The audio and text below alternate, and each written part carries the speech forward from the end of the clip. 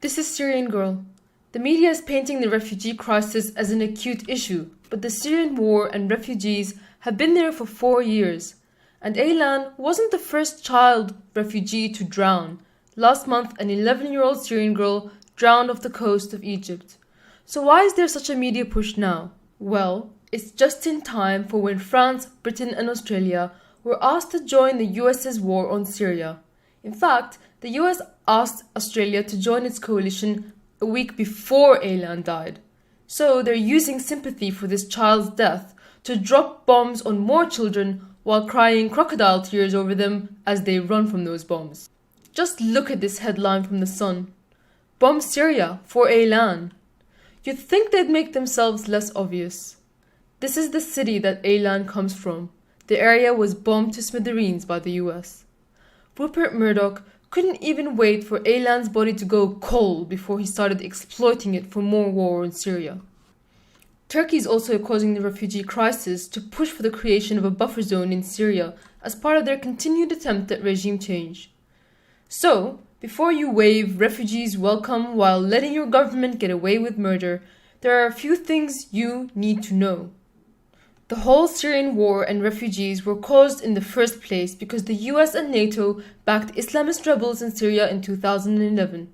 In spite of this, politicians and the mass media are blaming the Syrian President Assad for Europe's entire refugee crisis and using that to convince people that there needs to be a war in Syria.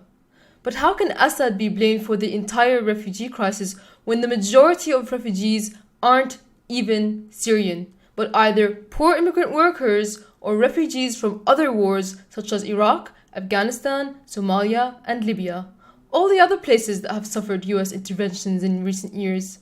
Yet the media labels them all Syrian anyway to convince Europeans that this problem can be solved by intervention in Syria.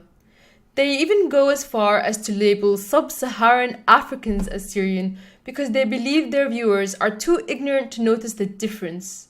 How racist do you have to be to confuse Asia with Africa? Romania's Coast Guard rescued 70 migrants, mostly Syrians and Iraqis, packed onto a small fishing boat that was in danger of sinking as they attempted to make the crossing to Europe in stormy seas on Saturday. The number of Syrian refugees is also being falsely conflated because other immigrants and refugees are simply claiming to be Syrian and throwing their original passports away. Pakistani and Bangladeshi passports are being found discarded near border crossings. Complete is here, 29%. We're just 4 Syrian We're just people. 4 Syrian people, All Iraqi. 25 in Iraq. Iraq. All the rest of them are Iraqi? And they said I don't have passport. I don't have anything to say who I am. So I'm Syrian. Where's your passport? I don't have, because the government in Germany allowed everything for the Syrian people. You get house, you get money, you get food. So it pays to be Syrian. Yes. And some European politicians are exploiting the war in Syria to push for an open border immigration policy. So was it the Syrian government that caused these refugees? Or was it these same politicians and their liberal interventionists that are now crying over the refugees' deaths?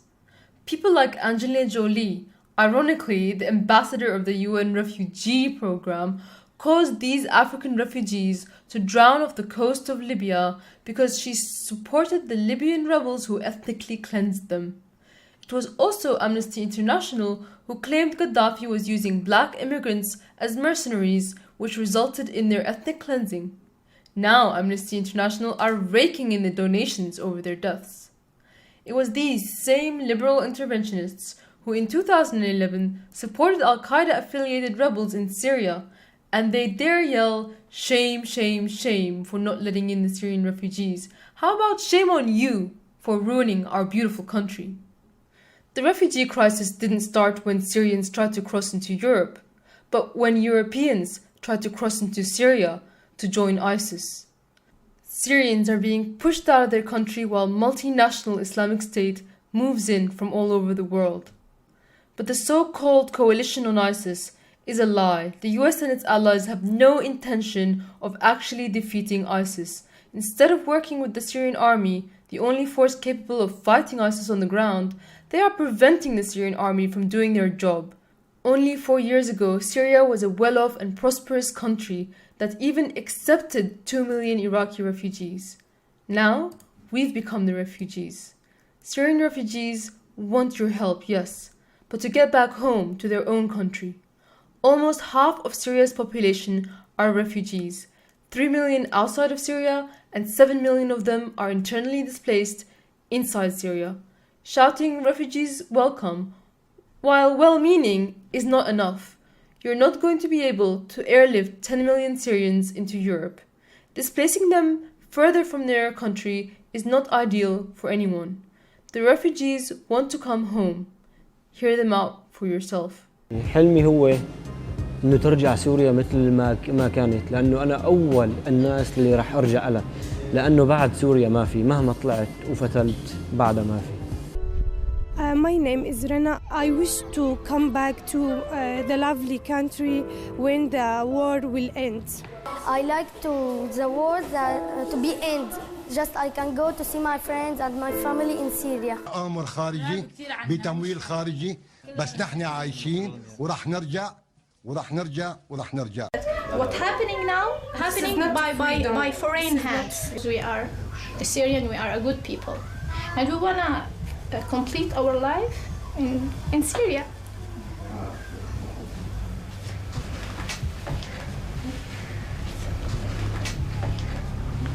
بشتاق لكل شيء لحارتنا، لبيتنا، لأهالينا، لجماعاتنا.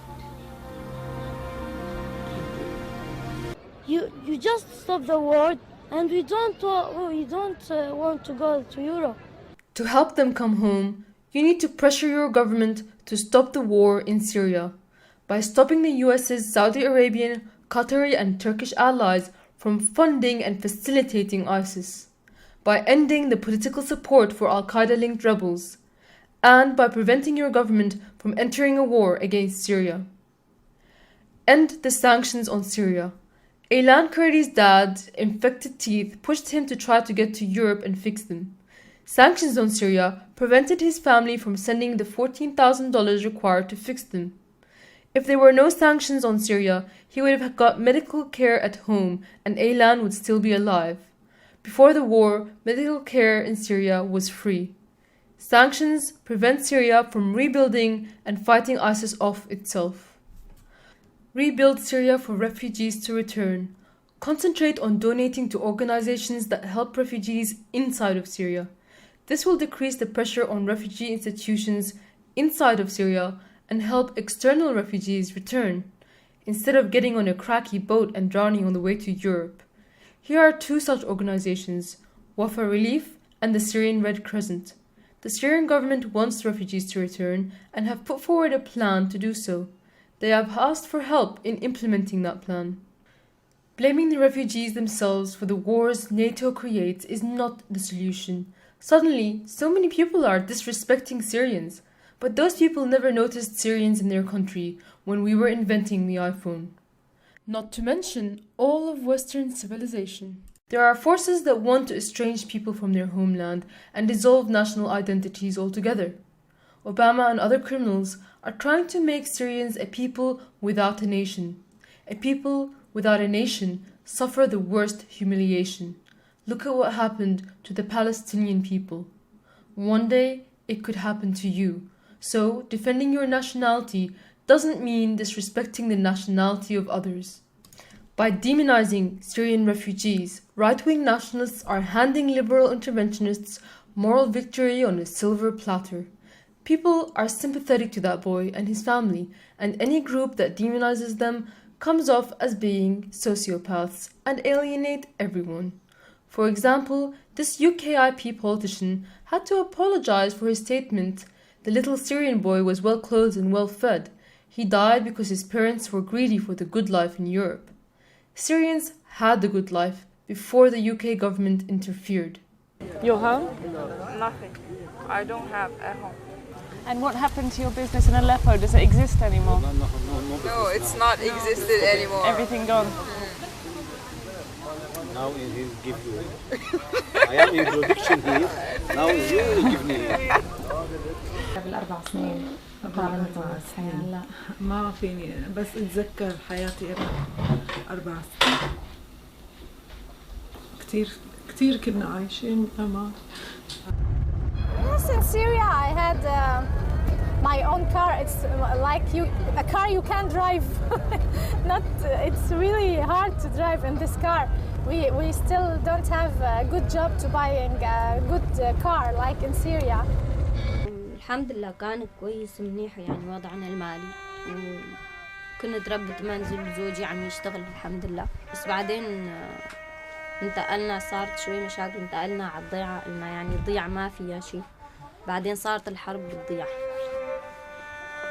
اجت جبهة النصرة مسكوه شهر أخذوه شهر كسروا له فكوا نقعد نتذكر نحن وياهم سوا يعني انه بيتنا كذا بنحكي هيك شغلات مشان يضل الانسان يعني او الطفل في حنين لوطنه يعني ما ينسى خاصة هون معي اطفال يعني.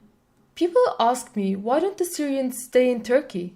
Well, Syrians who are used to a high standard of living get tired of 3 years in a tent in Turkey with no prospects of a future. Numbers are very high in the million and conditions are bad. Turkey won't improve these conditions but want to continue sending terrorists to Syria. People are also asking, why aren't Syrians being helped by other Muslim countries? Well, Turkey and Jordan have taken 1 million each. What these people are really asking is why aren't the rich Gulf Arab states accepting Syrian refugees? Because in the words of this Kuwaiti politician, we Syrians have a different culture and ethnicity to Arabs. They don't see Syrians as Arab, and they don't accept them as their kin. Since when have the Gulf lifted a finger to help Palestinians anyway?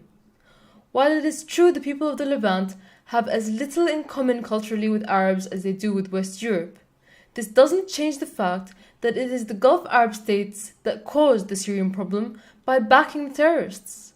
They won't invest in helping Syrian refugees because they are busy spending the money on ISIS and buying golden toilets. But why doesn't Israel take any refugees? After all, it's on Syria's border and it's in the Levant, Syrian people's historical land. Israel is grayed out in this image, as if it doesn't even warrant consideration. I guess Israel is the only country in the world that's allowed to be racist. It's funny to hear Zionists talk about how Europe needs to accept Syrian refugees when they won't even let Palestinian refugees return to their own homes and villages. I've also heard, why Germany, not Greece? Well, I'll let this Syrian refugee tell you. والسبب هو انه ما تميت باليونان لانه ما بتقدم اي مساعدات ولا فيها شغل لانه هي يعني ما خرجت تساعد شعبها لتساعدنا. The most honorable are the Syrians still in Syria fighting for their country. But how can one blame those that run if they themselves aren't fighting with a gun in their hand? It's time to point that finger inward. Save your nation and stop your governments from starting these wars.